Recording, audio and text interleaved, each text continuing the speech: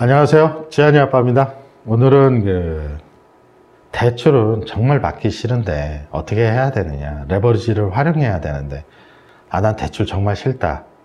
이런 분들 고민을 좀 해결할 수 있는 방법 중에 하나 지한이 아빠가 생각하는 방법인데요. 선납제도를 좀 이용하자 이런 내용인데요. 제가 예전에 한 20년 전에 은행원 생활을 했었습니다. 그때 IMF 때였었는데요. 대기업에 잘 나가던 차과장 대리급들 분들이 날아가는데 3개월이 안 걸리는 걸 봤거든요. 날아간다는 표현이 좀 굉장히 죄송합니다. 왜냐면 당시에는 연대보증제도라고 해서 연대보증제도가 굉장히 활성화되어 있었고, 대기업 직원인 경우에는 재직증명서만 내면 5천만 원 이런 식으로 대출을 많이 해줬었어요. 근데 경기가 갑자기 안 좋아지니까 특정인이 만약에 부실이 발생하면 연대보증인한테 대금 청구를 하게 되고 가압류를 하게 되고 이런 복잡한 상황이 생기다 보니까 한순간에 그냥 나락으로 떨어지는 거죠.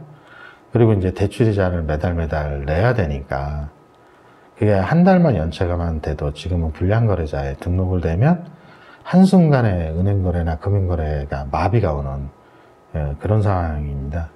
사실 최근에 코로나 사태 이후에 이런 상황이 다시 오지 않을까라는 매우 불길한 예감이 좀 들기는 하거든요.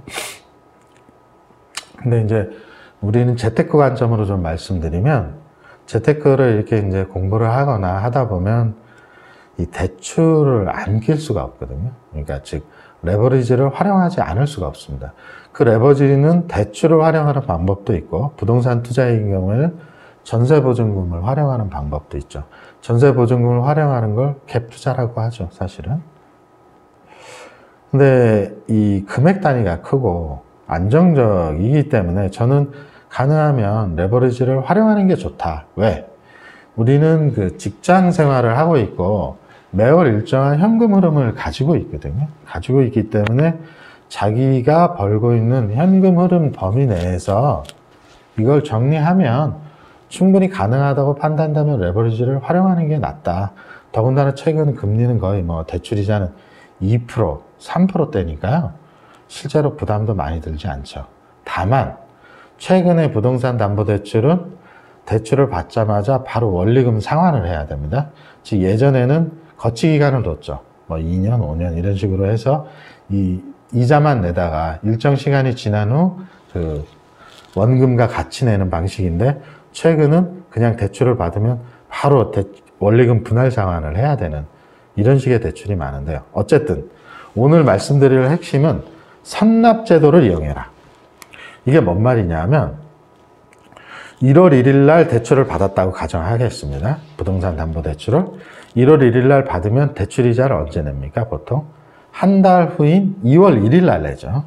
가계대출은 후치대출입니다. 즉 대출을 먼저 받고 이자를 한 달 후에 냅니다. 근데 기업대출은 선치대출입니다. 일반적으로 1월 1일 날 대출을 받으면 2월 1일까지의 이자를 먼저 냅니다. 이게 일반적인 방식인데요. 우리는 가계대출만 생각할 거니까 가계대출 1월 1일 날 받았다면 2월 1일 날 이자를 내고요. 대출을 받은 날짜와 한 달 후에 이연해서 대출이자를 쭉 내고 있습니다. 이 선납제도라는 건 뭐냐면 대출이자를 미리 낼 수 있습니다. 즉 1월 1일 날 2월 1일까지의 이자를 먼저 내는 거죠. 그 다음에 필요하다면 몇 개월치의 이자를 한꺼번에 낼 수 있습니다. 원한다면 1년치 이자를 한 샷에 다 낼 수도 있습니다.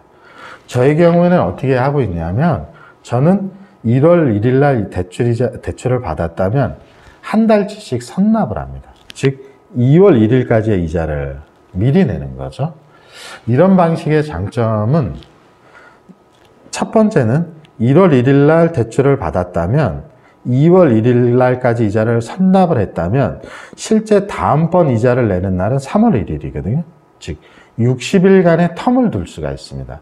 만약에 이런 방식이 아니라면 1월 1일 날 대출을 받았고 2월 1일 날 이자를 안 내면 2월 2일부터 연체가 발생하거든요.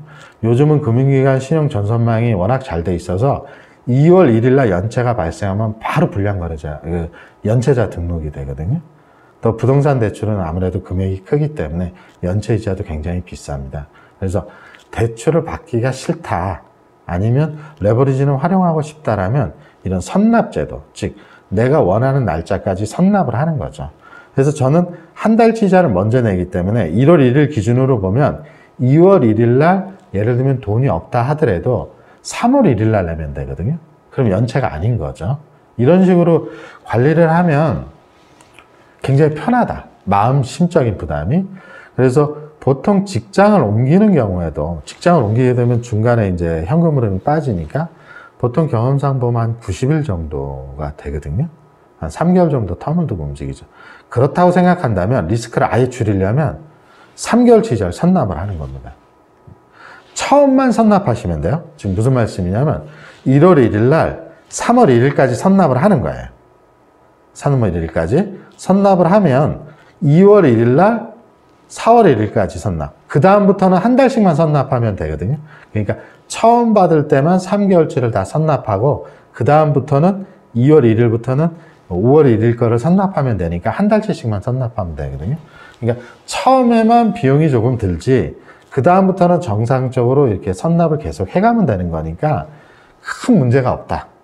즉 처음에만 조금 부담이 있다. 이렇게 되면 좀 시간적인 여유를 갖고, 예를 들면 뭐 회사를 그만두거나 뭘 하더라도 추가적으로 자금을 구하더라도 좀 편안하게 여유를 갖고 구할 수 있는 이런 장점이 좀 있다라고 생각을 하실 수 있고요. 요거를 하나 고려하셔야 될 건, 자동이체로 등록을 하더라도 선납은 자동이체가 안 됩니다. 즉 매월 자기가 직접 인터넷 뱅킹에 들어가서 선납을 하셔야 됩니다.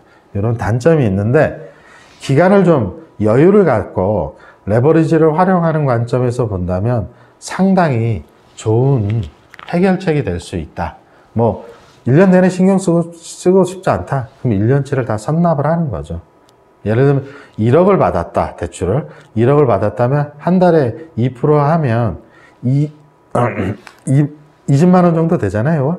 그러면 1년치를 다 선납하면 240 정도 되니까 사실 뭐 그렇게 크게 부담이 된다고 느낄 수 있지 않을 수 있거든요. 그래서 이런 제도, 선납제도를 이용하는 것이 상당히 좋다. 다만 선납을 하는 거는 결국 내 돈을 먼저 내는 거니까 그만큼의 또 복리이자를 계산해야 되는데요. 그렇게까지 복잡하게 하기에는 좀, 그러니까 만약에 대출이 참 마음에 안 들고 받고 싶지 않다라고 하면 이런 선납제도를 이용하시는 게 좋을 것 같습니다. 자, 오늘은 여기까지 하겠습니다. 감사합니다.